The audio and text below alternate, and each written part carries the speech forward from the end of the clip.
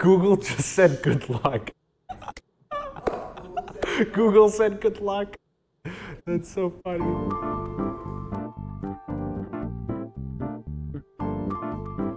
All right. 5, 4, 3, 2, 1. Everyone, welcome to Simulation. We have a very special episode today. We are going to be talking about being a mystic, being a yogi. We're going to talk about humanitarian goals. We are going to unpack the importance of mastering our own consciousness and mastering our life. We have a very special guest calling in from Skype from Los Angeles, Nandhiji. Hello. Hello, my brother. So wonderful. Here we are. Thank you for taking that moment to ground me from that excitement. I really appreciate it. Thanks for coming on to our show. We greatly appreciate it. Thank you. It's an honor. It's wonderful to be here. We are very big fans of your work and the work of spiritual development in general. So why don't you teach us a bit about how you got involved in spiritual work yourself? Yes. I think there is a synchronized, aligned time for each of us to wake up.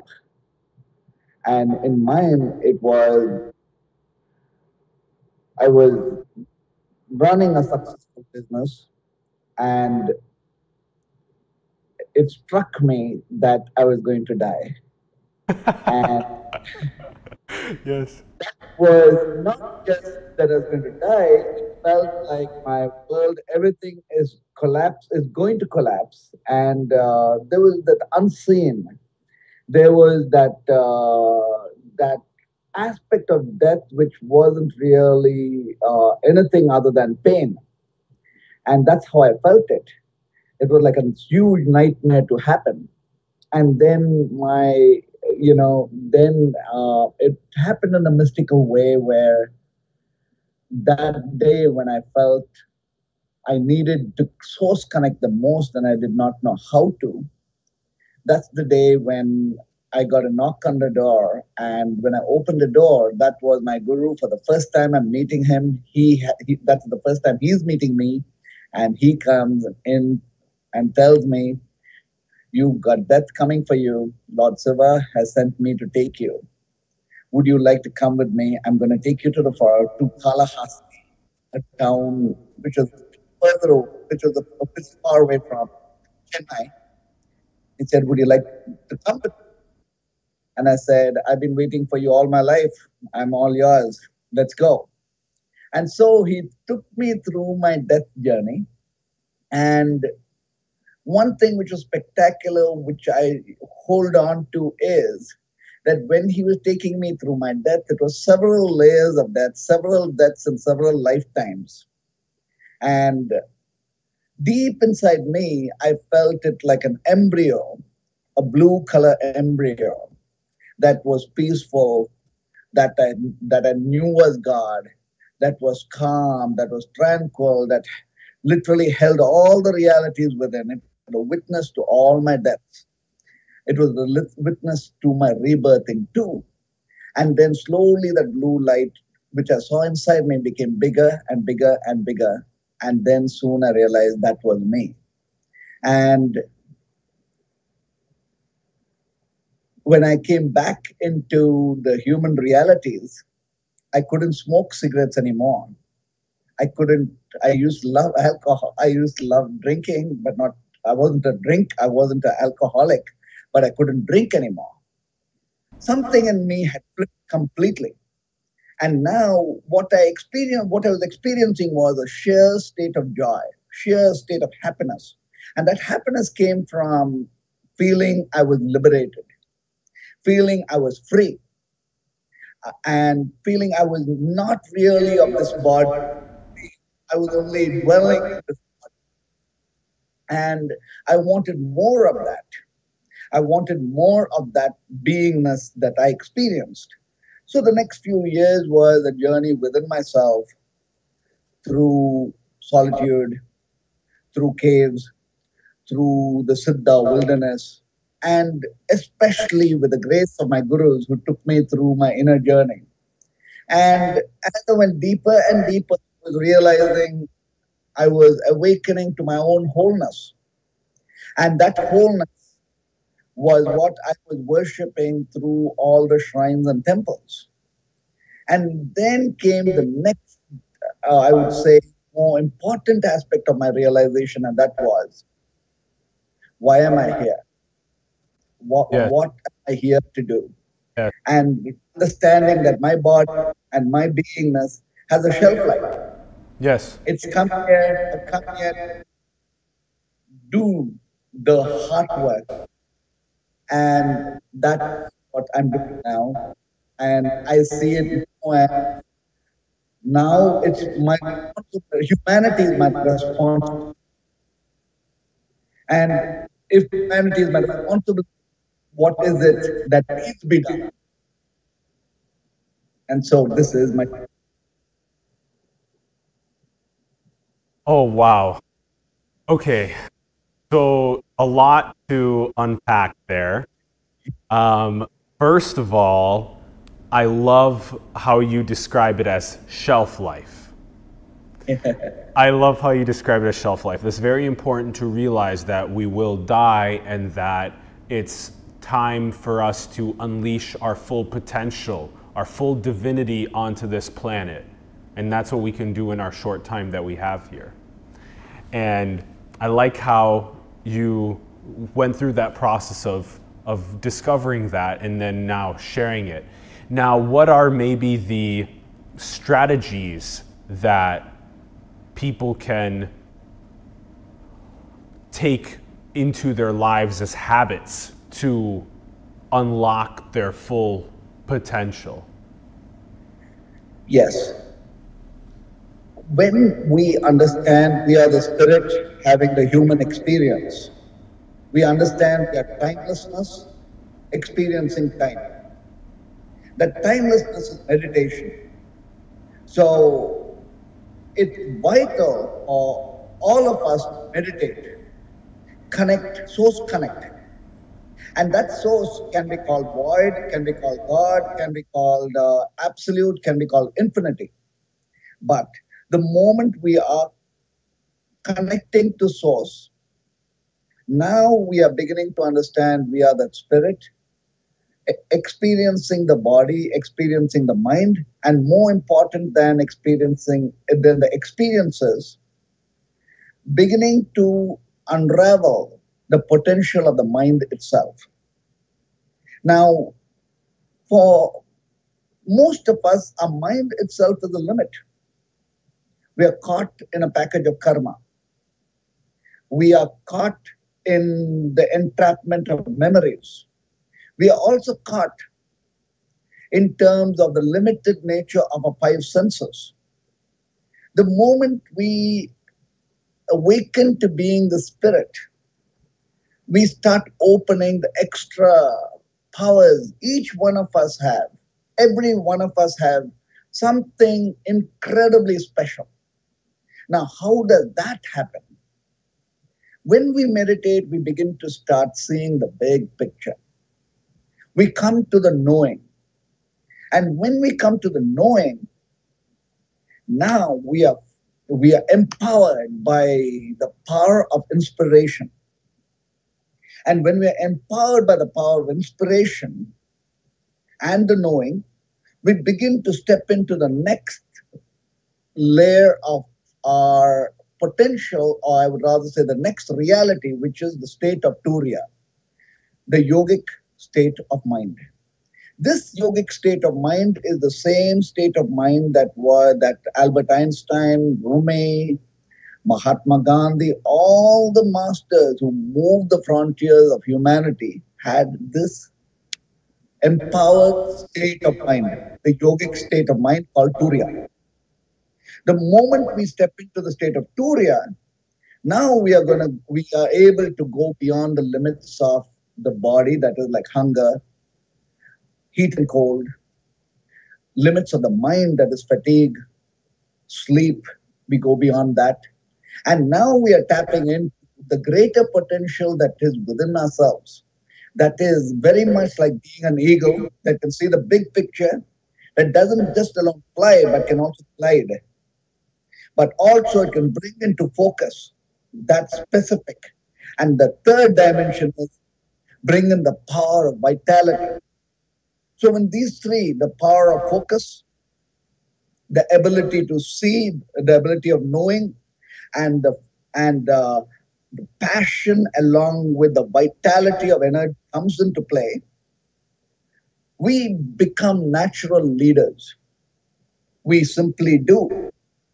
And when we keep doing, the world follows us. Yes.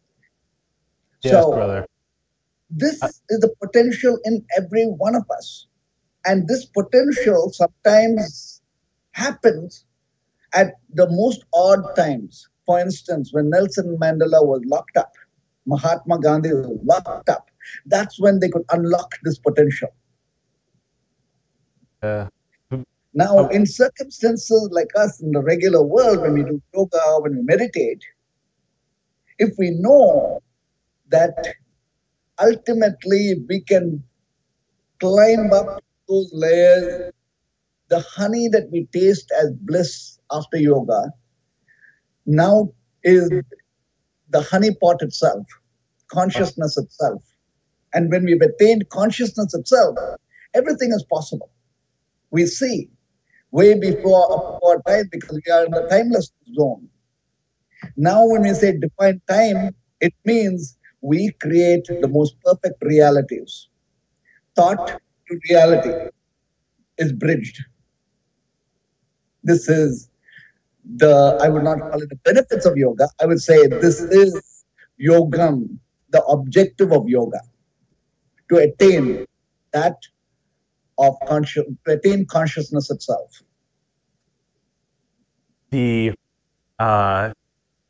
so much again for us to absorb and then go off on. I love the wisdom here. Okay, so maybe one of the things that I think was really interesting was that this sort of the divinity that we each have within us being unleashed to its fullest. We do this process of meditation, we do this process of understanding ourselves and understanding the short time that we have here, that our spirit, though, is living through this body and through these senses, and that we can go past that, and that going past that transcendence, that process of transcending the biological system and the limits in perception, that and then building something of use, of utility into our world that is exciting to do every single day after day, that we really enjoy, at the end of that process, then that's when we think to ourselves, amazing, I was fulfilled and I am fulfilled. And then would you say then that is one of the definitions of a fulfillment or a meaningful life then? The moment we wake up to our highest purpose, we know. Now we are fueled by the power of inspiration. When we are inspired, the universe collaborates with us. We are able to summon a unique genius. We are like a painter painting, stepping into timelessness, and the painting itself is time. We begin to start reworking life from core harmony, and what we are experiencing within as core harmony then manifests itself in the form of a blissful body. In other words, a yogi body is that of love, bliss. Realities too now become abundant. Realities become that of harmony, core harmony. Realities break through boundaries. What kicks in is the extra senses. That's why we say we have the 5 senses. And when we wake up, the 6th sense happens. So the 6-pointed star, for instance, depicts the cosmic child within each one of us, the male and the female coming together, infinity and the finite coming together, timelessness and time coming together. The moment that wakes up, we are the cosmic child. And now as a cosmic child, we are empowered with a mind that is not just a mind, it is a super mind that also is able to see the past, present, and future. Now, these are called siddhis. Now, siddhis is the extra powers that come, but we do not seek it. Most important in our meditation is understanding that if we are wanting to be still, you cannot force yourself to be still. We can instead, you can become the dance and become the dancer. And when you become the dance and the dancer, stillness naturally happens. In other words, when you are in the inspired state of doing, you are in reality meditating. When you are in a cave or when you are in a meditation mode or when you are going into yourself, if you go into the states of your innermost dance of joy and master that joy, you are mastering consciousness. And in that process, life itself is mastered.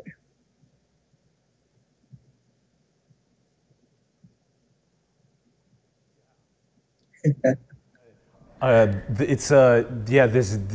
dance between my experience and my consciousness, my experience, my fulfillment, my drive, my cosmic divinity that I was blessed through unlocking my potential through going past my senses, transcending. You said, this was really beautiful to me, you said that every single child of the cosmos has their own fullest potential, has their own ability to unlock themselves fully. We just have to design a better social fabric that enables more people to fully maximize themselves.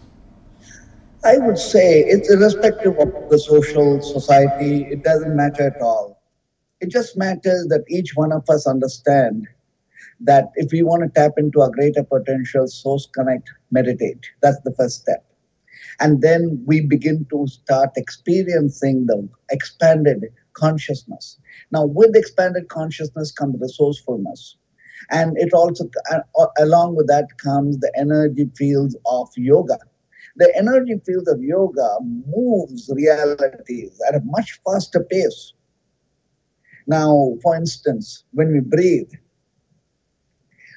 we all have a number of breaths as living being, our breath is limited, the count of breath is limited. But within each breath, there's eternity. We begin to tap into that eternity within each breath. And now our experience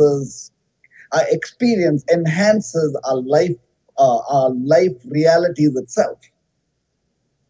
So, all it takes is for each of us individually to understand that when you source connect, you are also redefining the 24-hour cycle. We are, whether we like it or not, prisoners of time. We wake up in the morning and then it's time to get to bed at night. Then we are the prisoners of the mind. 5 times a day, without us knowing it, unconsciously, our breath flips to the right. Those are the times we are very inspired. Check every sunset moment. Which side are you breathing from? It would normally be from the right, the time when you're inspired. Check at the time when you're very, very tired and you're sleepy, the breath will flip to the left. That also means that the time that you're not inspired, there's a greater chance of you being depressed. So this is being the prisoner of the mind. So the prisoner of the mind and prisoner of time, and then come the prisoner of energy too. When you're inspired, you have all the energy. When you're not inspired, you do not have energy. The vitality part is missing. So all these limits are in a moment broken free. The moment we've climbed up, I would say it like the mind has a rooftop. It's like climbing up a mountain and sitting from the peak and looking at everything. Everything looks so beautiful, even a sewer. below on the ground looks beautiful. From above, you're seeing the great grand picture. Now you're able to summon the energies necessary to move. And the first step I would say is light a lamp once a day. This is between us and source. When you light a lamp outside yourself, in reality, you're lighting a lamp inside yourself. And that is most important, the innermost sacred fire. Now, this innermost sacred fire is a concept. It's a mystical concept, but it is a very practical concept. And this practical concept of being a yogi is if your inner fire is lit, you are a yogi. Now, what does that mean? This means that at all times, there is a dance going on inside you. At all times, you are tending that innermost fire through every breath. So every breath is taken with awareness, and that awareness produces not thought alone. That awareness produces wisdom. And that wisdom itself guides. So that inner fire is something like, it's called the tapas energy, the power of tapas. Now, one of my gurus, Ayya, sat for a total of 27 years drinking 1 cup of milk a day. He had gone beyond sleep. He was at a place of Turiya, but several layers. There's supposed to be 18 states of Turiya. He was on one of the higher levels of Turiya where he did not need to be sustained anymore with food. Now, that energy is powerful because anyone coming into proximity need not talk to him. In a moment, they would receive his blessings, and when they go home, they've got a part of him. That part of him was actually that inner fire, and that was tapas. In the movie Superman, if you've seen it, he loses his girlfriend in a landslide, and he goes counterclockwise around the globe, around the earth, to bring his girlfriend back to life. What he was trying to this is how we might explain the power of tapas, that every reality of yours can be twisted and turned and moved together. And this concept of being able to twist and turn everything together really means you are now in the state of joy and dance. And when you are in the state of joy and dance, now you have the power to create discipline, and you are disciplined enough to want it, disciplined enough to have it more. So,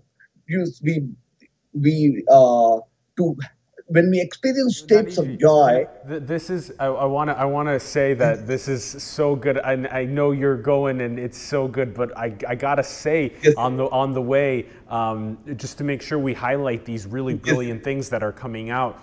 This sort of the first pillar is meditation. So we tune inward, and we notice that the breath does something so magnificent. It just does at least something so magnificent. That's first. We don't need to label it with words. We can just feel what it feels like first. And so we do that, and then we see, okay, now that I took those breaths, what happened to my body? Could it be possible, like you said, this was very interesting, that by taking in that deep, long breath, you can almost feel eternity in one moment in time? That was so interesting when you said that. Then it doesn't feel like the biological clock is ticking and ticking and ticking, but we're finding eternity in every breath and every moment. And then you mentioned this, I thought this was really important too.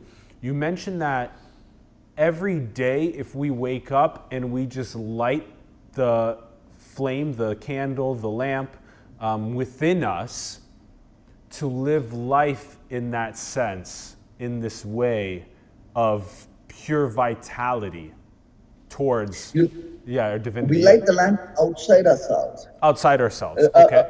Just to manifest what the outside inside ourselves. It's like a daily ritual for our own self. Exactly, yeah, that daily ritual for our own self. I love it, I love it. And then it reminds us, oh, I'm gonna light it inside as well, out, in.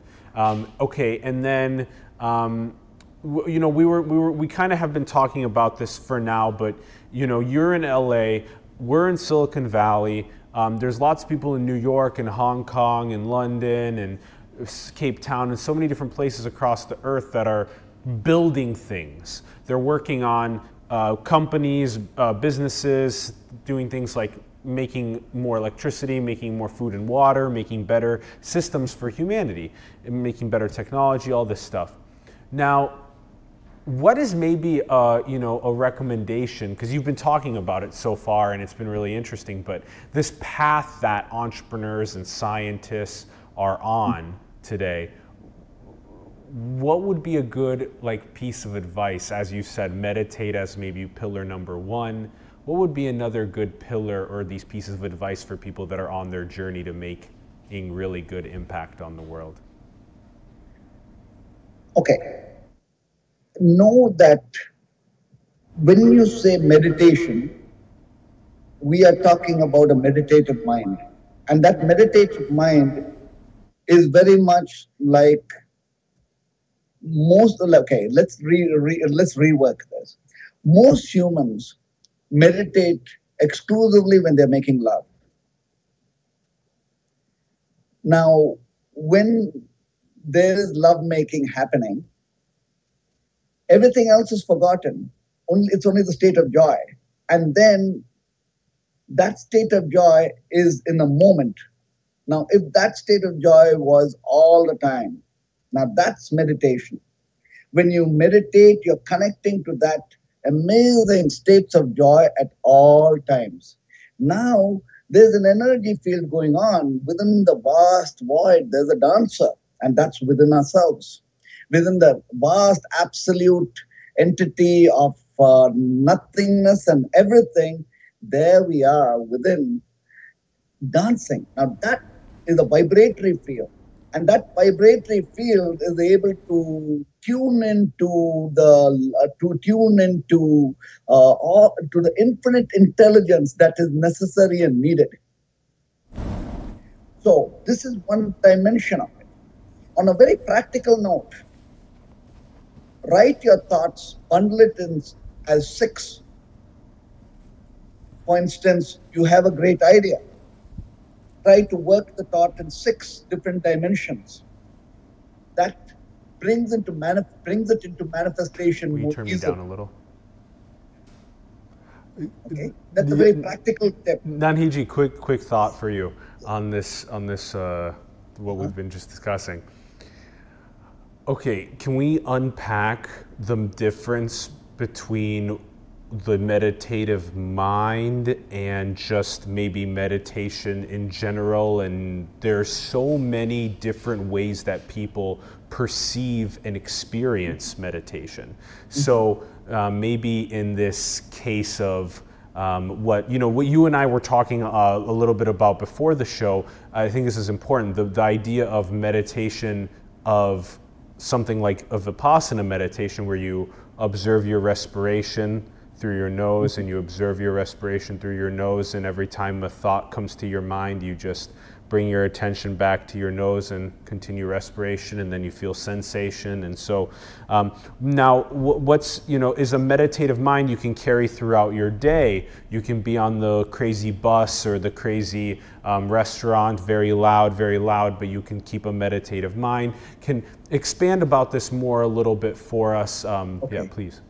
It's vital that we see this. We understand this perspective of meditation. Now, the Vipassana meditation is beautiful because it brings you to the objective of meditation, which is having a pristine mind that does not have thoughts going on, and allowing us to connect to our source without the mind playing its part. But the external world has too many things going on. What if a major reality causing stress was happening and you try to go into the state of no thought? It is not going to work as well. But instead, let's look into the wholeness of everything. There is the reality going on, and there is the mind. What if we were spinning in a dimension that took care of the reality too around us. That we are truly stress-free because we are creating a reality of peace itself. We are transforming the reality itself while meditating. We really know that we're not escaping anywhere, but we are actually transforming the world from inside out. Now, how does that happen? This happens when we awaken to the innermost dance. And that's why in our tradition, for instance, or even the Tibetan tantric tradition, the mantra is important. When you receive the mantra and you go on chanting, now your mind is pointed out to a particular place, and that which is pointed to becomes the mind. That which you think about, we become. So now, when you step into a mantra, let's assume that of the goddess, all that nature of the goddess now becomes us. Okay, so the mantra guides us towards the meditative mind. And so it's a practice of us calling our own attention towards that. And that's why if it becomes a mantra, a daily practice, we're calling that forth. Exactly. Now let's assume in reality you do have a problem. We cannot run away saying, "Hey, I'd rather have a mind that is not perturbed by that reality." Nandhiji, I just want to also make sure that we're telling people, if this is true, if you can tell me what you think about this, but even doing something as simple as entering child's pose, yogic position at 9 a.m. or 11 a.m. or whenever throughout the day is just that good grounding point, and it can turn on your meditative mind. Is that right? It is. We've got to see it like this, that every breath of ours, we are knowing where we are breathing from and where we are breathing to. That awareness of every breath enables us to slowly step into the vortex of being the light itself. Yes. Now, when we are the light, we know that all the masters serve that light. What if all the masters serve us by giving us thought, which is wisdom? Now, this component is the mystical component where we are saying, be the light and be served by light. Let all the masters serve. That's one dimension of it. But from a perspective I like how you just said that all 7.5 billion of us are then masters, and we all unleash the light within us, and then that would build a prosperous world. That's good. Yeah. It is. Now, let's take it to another component, which is now that you have a pristine mind that is source connecting itself at every breath, now comes our own inner potential that begins to start shining the moment we realize, oh my God, this is where I am passionate about. This is what I am doing from my heart. Now, all of the siddhis kick in. And the siddhi really means the extra power, means that which each one of us have already been given. So now, not only are we working with the super mind, we are also working with an energy field that is way beyond the human. Can you elaborate for that? Because what does it actually mean to work with the energy field beyond the human? Or I know we've been talking about that, but what does it mean to have the spiritual force behind this physical body? And then when we have our meditative mind, are we tapping into that spiritual force more than the physical body, and we're transcending the physical body to that spiritual force when we're meditating? What does that look like? What does that feel like? See, I'd have to relate it to Mahatma Gandhi's story, that when he was, there was a time when everything seemed to have failed for him. He really thought India would not be able to attain its independence. And there was a time when he was in the wilderness, political wilderness. And he continued with having his source connectivity every day more rigorously than ever. And at that time of utter disappointment, that for a long period of time, which we do not read in history books about the long period of time when he was in wilderness, at that time he wakes up. It was like the spirit in him seeing something so amazing to happen that didn't sound really like a major reality. It was the Salt March, where he visualized that he is going to get to making the salt to challenge the British Empire.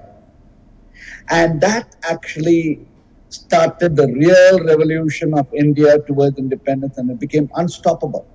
So he writes, I saw that I had the prophetic vision and I see it.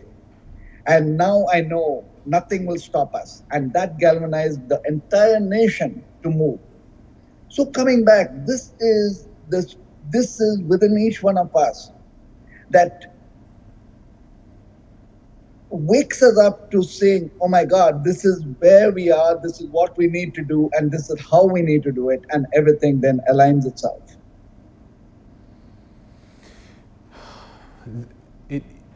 It's like Ron, our producer director, says this a lot about us just becoming better humans.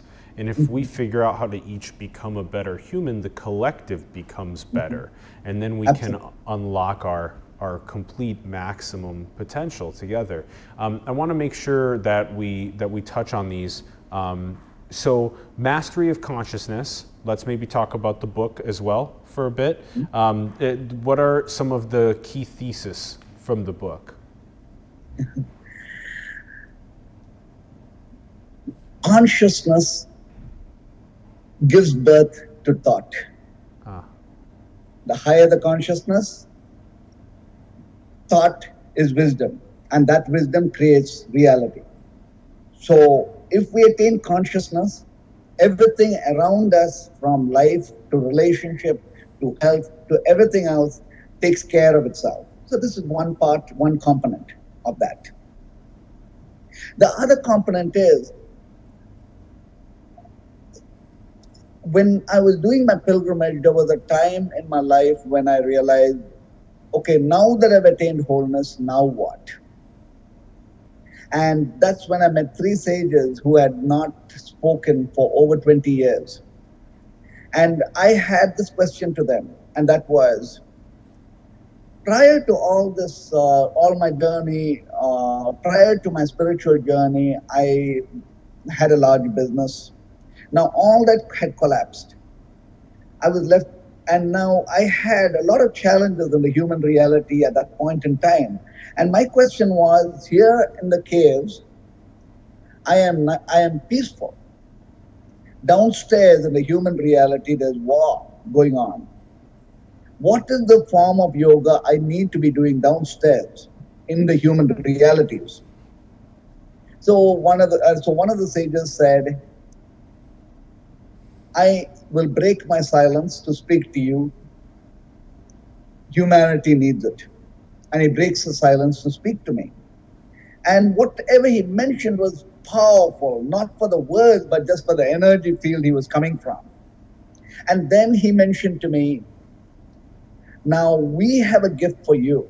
Ask us for anything and we'll give it to you. So I couldn't help but laugh and say, you are not going to give me what I'm going to ask you for. So what's the point in me asking for it anyway? They said, no. Tomorrow we're going to walk all the way from South India, all the way up to North India and go around India, visiting all the shrines by walk. So anything we think of, we will make it happen. So simply ask. So I said, okay, then give me the wisdom behind your silence. They said, no, ask for anything else, but not that. I said, that's the only thing that's true. That's the only thing that I seek. And then they said, now we understand why we broke our silence. And I would relate my book, Mastery of Consciousness, as the gift of this meeting, where I have 108 sutras. Each sutra is to suit a different state of mind in the physical realities.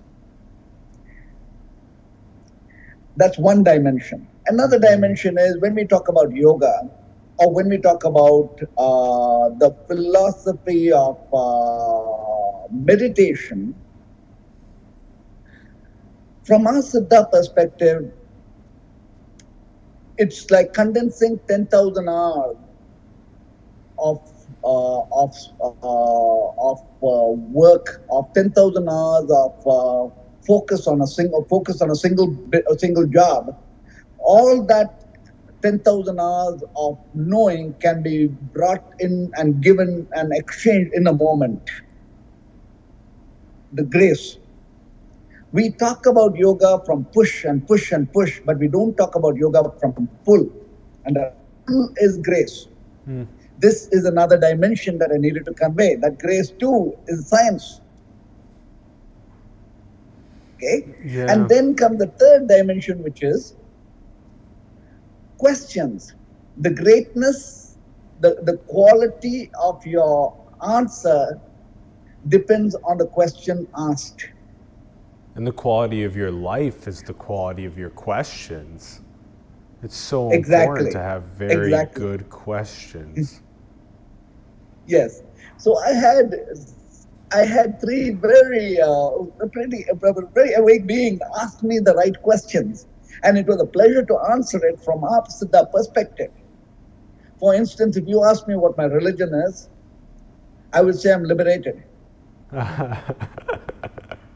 Yes. And that is the religion of today. That is the religion of yoga, to be liberated. Can we say liberation from what? From the monkey mind? Firstly, the mind. Firstly, the mind. Yeah. Dogma. The prisoner of the mind. That we can transcend past the mind and the limitations in senses that we have here. And then the transcendence, like you said, from religious dogma also. Exactly. Exactly. From religious dogma, from even our own limits, especially. To get us to our max. So now when you're liberated, we know, see, the most referred word by all the philosophers, by all the masters, by all the enlightened beings, by all the poets of the world was not love. It was freedom. Ah, that's great. If we are free, truly free, we are love. Yeah. If we are love, now we are truly happy. So the sense of freedom is a vital dimension in our journey, to be free, to be liberated. And then I love how much importance you put on the word freedom, because freedom is this thing that we don't even realize that we kind of breathe and live on a moment-to-moment basis, but there is also some oppression that's going on for people to want to be free. As we look around the world, we see a lot of people that aren't free. That there are financial systems and there are rigged economies and political systems that are slaving people away from freedom and away from their maximal potential. And one of the things that we really care about doing a lot, and we talk about on the show a lot, is how to flip that shit on its head, so that we can have a much more free world for people and fix some of the government strategies that govern us in ways that don't actually make us free. Absolutely. And if we want to set ourselves free, the first is not just the mind, but the first is time itself. Tell us more. So when you say time itself, once a day, light a lamp and connect to source. Okay. Now comes the challenge. Can you give yourself a holiday once a week? This is between you and source. So for 27 years, I have been holding my Thursday as a day of fasting and for myself. I love it. The I day never of have shared fasting it. and connecting to source, a holiday every Exactly. week. Okay. Once a day, once a day, well, once a week. Can you give yourself a Yes. holiday and connect to source? Likewise, observe the new moon and reclaim your spirit. Understand that you are the spirit Tell us having the again human about the experience. connection to the new moon. Okay, the new moon is when we connect to ourselves being the spirit. So this is the time of Lord Shiva. Now, the full moon is the mind blossoming. This is the time of Lord Vishnu. Lord Vishnu means the awake state of mind. So when you, every full moon, bring focus on the blossoming of our mind, bring focus to the joy states of love in the source connectivity.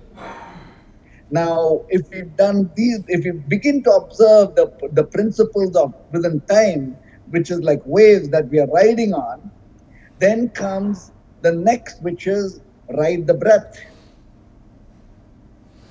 And riding the breath, when you light the lamp once a day, if we the preferred time is the sunset time or the sunrise time, but in reality, any time, as long as you light it once, right? But This is so as you light interesting. it, we are doing is we are beginning to get into the perpetuality of this lamp, the perpetuality of the light. And now, when you say perpetual, every breath. Now, when every breath of ours is source connected, now we've broken free of the mind itself.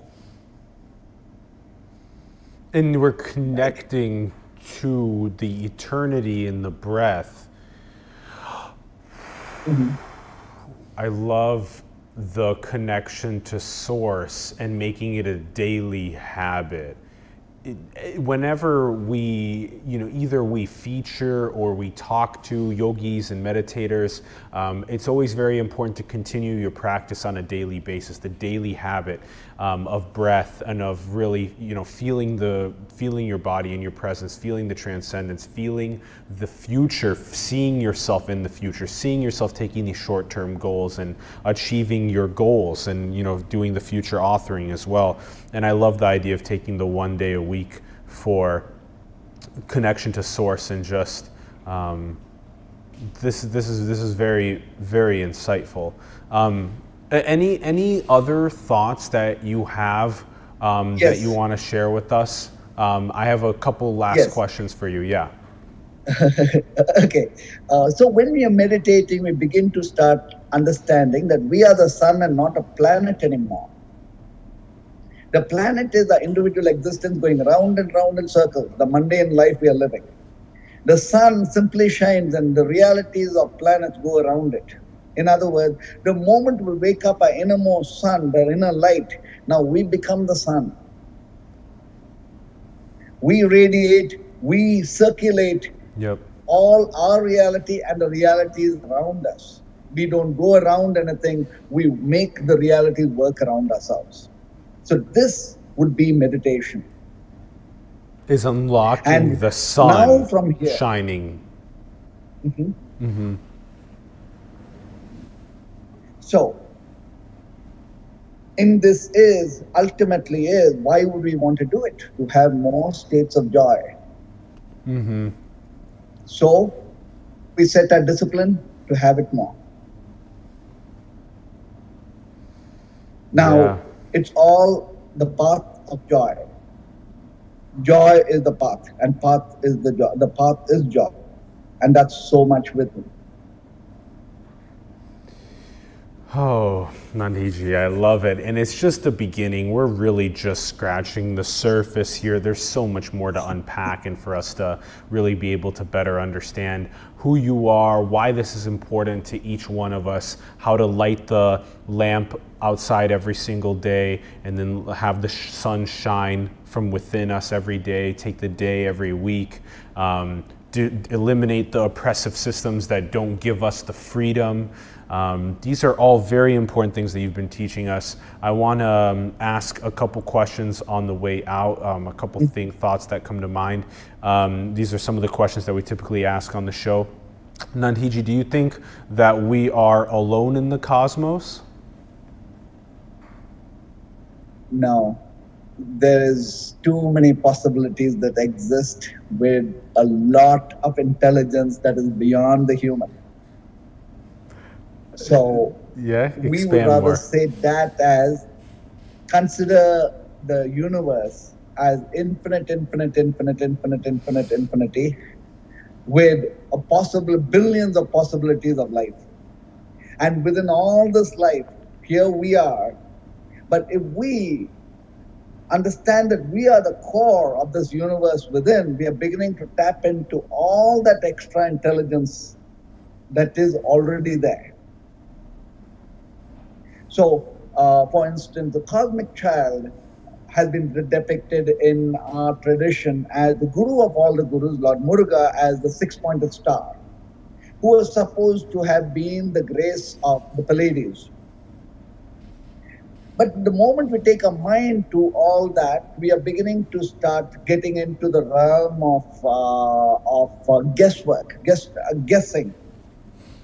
But instead, we focus focus on the core within ourselves that contains all the universal intelligence.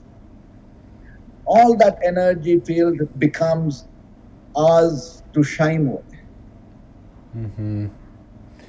And then does that mean to you that then we are in a simulation, or is this base reality?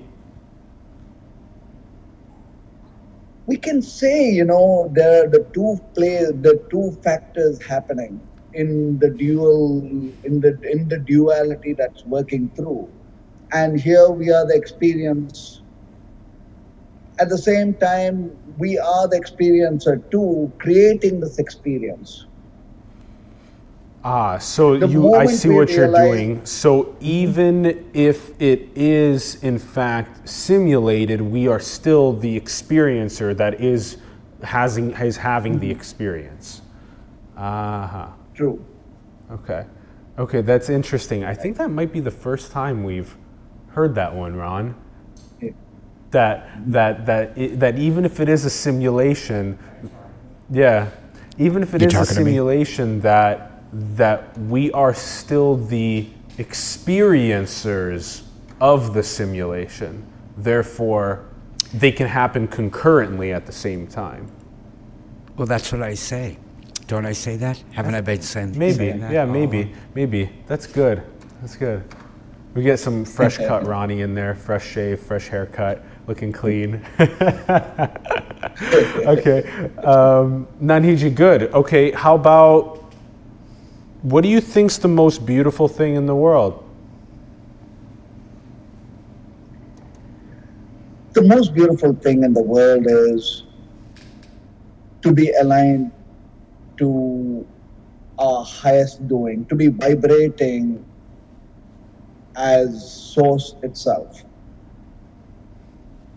And when you say to be vibrating as source itself, when we are in the alignment of source or alignment of our highest purpose, aligned to doing it from the perspective of having all that flowing through as inspiration, that's when we are the radiance of the sun. There could be nothing more beautiful than that.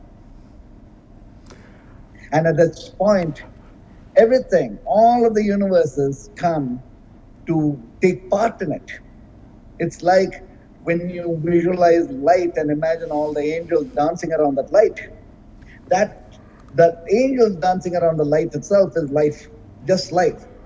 While we are being that epicenter from where life itself is celebrating around us.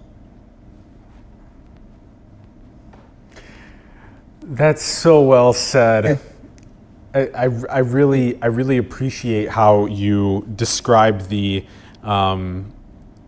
It's actually it's so elegant. It's the source, tapping into the source and then that acting as the sun that shines, that is our full potential. And so we tap into the source, we unlock the sun shines and brighter and bigger, and then the orbit, the dance, I love it, the orbits, the dance, the energy that comes to us and around us. Yeah, this is really good. See, when you look at a planet has its days and nights. But when you attain the states of Turiya, the yogic state of mind, it's the sun. It shines no matter what. Yes, yes, so that's good. When we I like enter into this, we've gone beyond the limits of time, gone beyond the limits of the mind, gone beyond the limits of limit itself. Now, we shine simply because. So is. We shine simply because. We shine because the sun always shines. This isn't a planet that has a dark side and a light side. Yeah, I love it. Shine because to shine, and tap into the source. Nandhiji, this is so interestingly connected to everything that, you know, what we talk about in here. We love talking about maximizing human potential and the importance of figuring out how to tap into the source. You've given us these really good recommendations. The first thing is just meditate.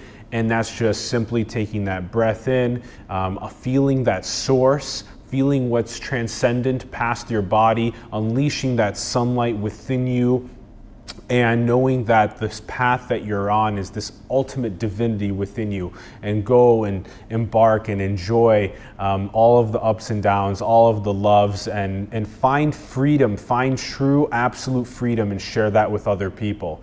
This has been such a blessing. Nandhiji, thank you so much for coming on to the show. We greatly appreciate it, brother. Thank you. Thank you, brother.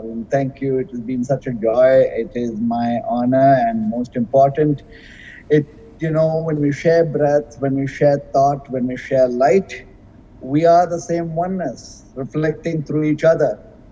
So it's time to say it is a moment to celebrate our consciousness, celebrate our time of shared breath and our shared thought and our shared wisdom, and most important, the innermost dance of each.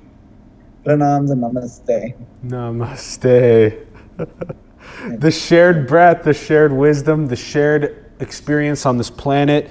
Nandhiji, I'm so excited to host you in person in the studio. Please do let us know when you are in San Francisco. We would love to have you. Thank you. And a live event too, potentially. We'd love to have you. We have lots of important ways to connect. This would be a good show if we did you plus maybe a neuroscientist. That could be kind of interesting, something like that. Yeah, we can mix some really important fields together like that. Everybody, thank you so much for tuning in. We really appreciate it. If you guys had a good time, please do, follow Nandhiji. All of his links are in the bio. Please go check out more of his work. It's really important to find that source, find the source, let the sun and the shine through you and into the world, and unlock freedom within ourselves and within other people. Be liberated.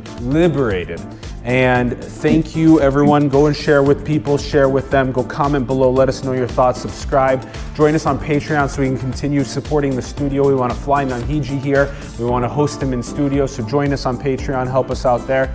Thanks to Ron, our producer and director. Much love, everyone. Thank you, and we'll see you soon. Thank you. Thank you, Nandhiji.